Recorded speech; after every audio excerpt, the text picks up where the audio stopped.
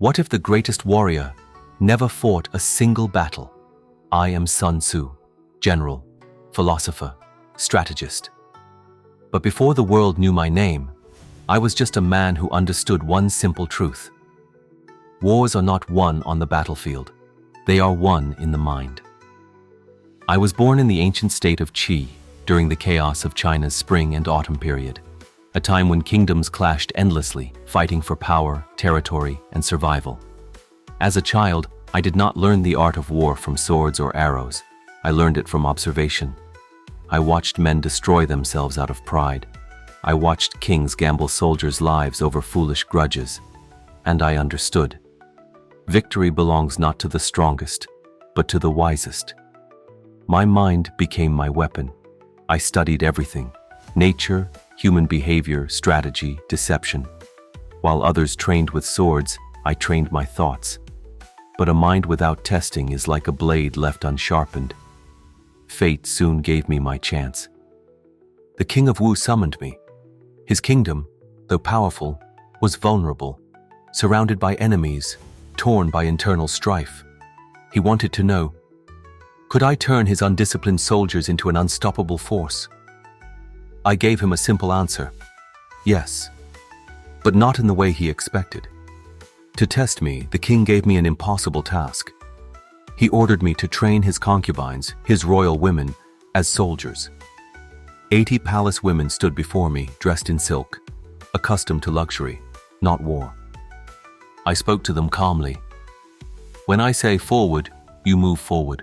When I say turn left, you turn left. The command seemed simple, but when I gave the first order, they laughed. They giggled, unsure if I was serious. So I stopped. If instructions are unclear, the fault lies with the commander, I told them. I explained again, slowly, clearly. But when I repeated the command, they laughed once more. This time I did not speak. I executed their leaders, yes, their favorite concubines. Loyalty, discipline, obedience. These are not earned with kindness alone. After that, the women obeyed every command, flawlessly. The king was shocked. But he understood. A great army is not forged by numbers or might. It is forged by clarity, discipline, and ruthless consistency. Under my guidance, the kingdom of Wu transformed. We fought, yes, but not as others did. While rival states relied on brute strength, we used deception. We won without prolonged battles. We controlled terrain. We controlled information. We made enemies defeat themselves before their swords ever touched ours. As victories piled, I realized something deeper. Every war, whether between armies, nations, or even within oneself, follows certain patterns. And so I began to write. Not to glorify war, but to teach how to avoid unnecessary bloodshed, to show that the supreme art of war is to subdue the enemy without fighting. Each lesson I wrote came from experience. All warfare is based on deception. Know yourself, know your enemy, and you need not fear 100 battles. These were not empty words. They were the very principles that had saved lives, toppled kingdoms, and changed the fate of Wu. I never desired fame. I desired understanding. The wars I fought, they ended. But the strategies I carved onto parchment, they endured. Centuries later, generals, emperors, and leaders would read my words. Some would follow them to victory. Others would ignore them, to their own ruin. So, I leave you with this. The greatest battles are not fought with swords or armies. They are fought in silence before the world ever sees them. And often, the greatest victory is the one no one ever notices. My teachings. You've heard my name, but do you understand my wisdom? I never glorified war. I understood its cost. What I sought was mastery over conflict itself, for war is everywhere. It exists in kingdoms, in courts, in business, and inside the human heart. What I left behind is not merely a book. It is a blueprint, a weapon, a way of thinking. Let me share with you my greatest teachings. Lesson 1. All warfare is based on deception. The battlefield is not just land, it is perception. You must control what the enemy sees, what they believe, what they expect. Appear weak when you are strong. Appear strong when you are weak. Lure them with false openings. Force them into traps of their own making. When they believe you are far, strike close. When they brace for your attack, let them exhaust themselves waiting. It is not brute force that wins battles. It is misdirection, confusion, silence. I defeated armies before they ever realized they were at war. Lesson 2. Know yourself, know your enemy, and you will win 100 battles without danger. Most rulers know neither. They charge into conflict without understanding their own limitations, their soldiers' morale, their resources, their flaws. They look outward, but never inward.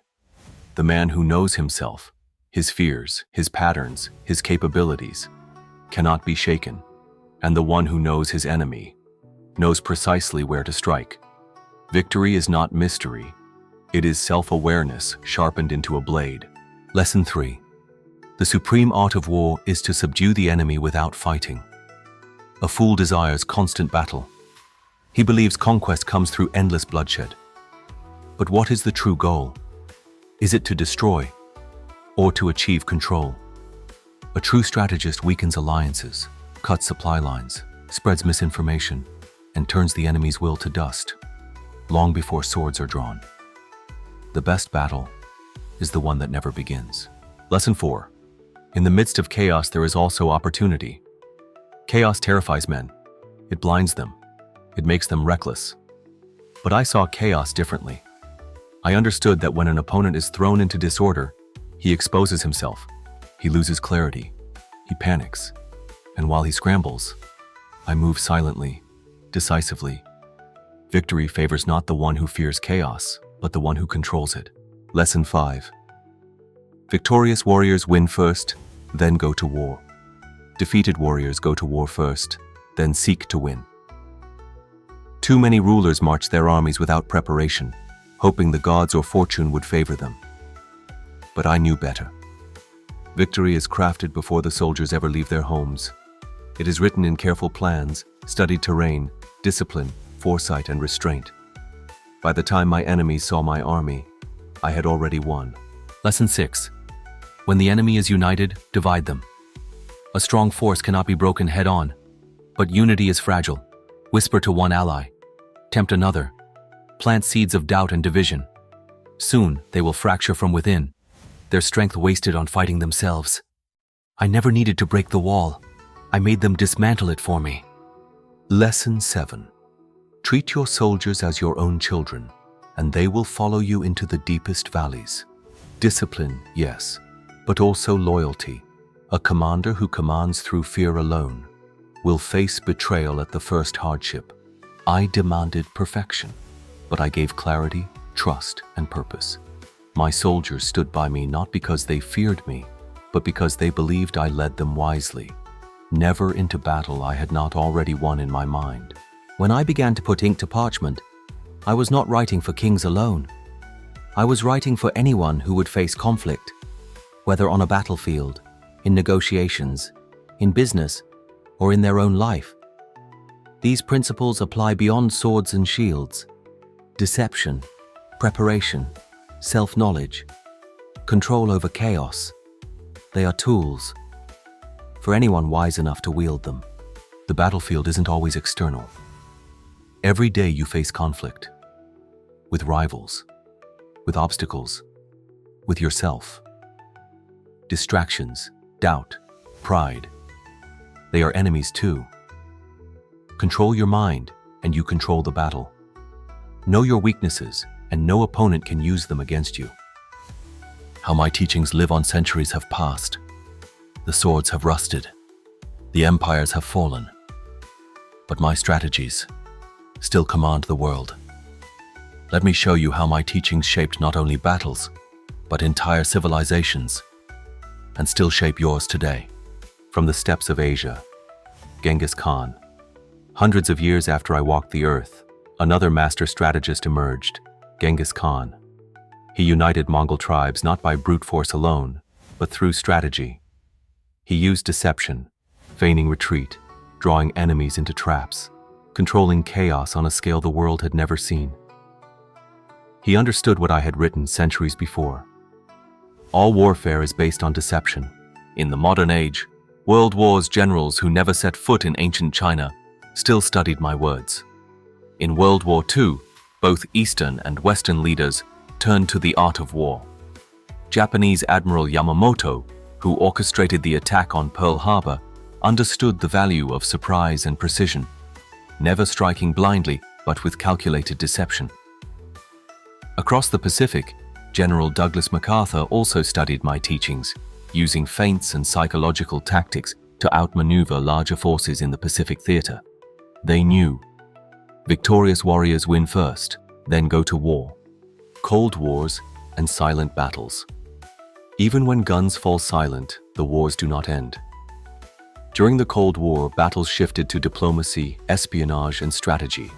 Nations divided alliances, spread misinformation, and fought wars without ever firing a bullet. It was not tanks or bombs, but deception, patience, and control over information that won battles in boardrooms, treaties, and intelligence networks. But my strategies do not live only in war rooms. They live in every marketplace.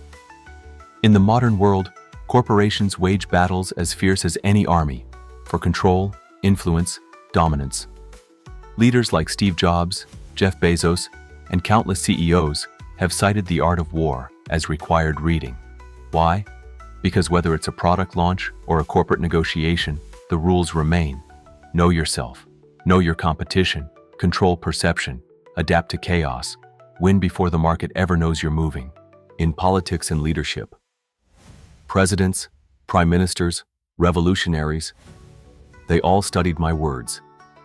Mao Zedong and Ho Chi Minh both applied guerrilla warfare strategies rooted in the art of war. They understood the power of morale, patience, and terrain control. Even today, political campaigns resemble battlefields. Leaders use my teachings to manage optics, alliances, and public opinion, winning not just through policies, but through perception. Why do my teachings still rule the world thousands of years later? Because human nature has not changed. Kings become CEOs, generals become politicians, soldiers become workers. But strategy is eternal. Conflict, whether in war, business, or within, follows patterns, and those patterns are written in my pages. The true battlefield is not land, it is the mind. And the greatest victory is the one where no sword is drawn. I am Sun Tzu, and even now, my art of war shapes your world. Before you go, don't forget to like, share, and subscribe.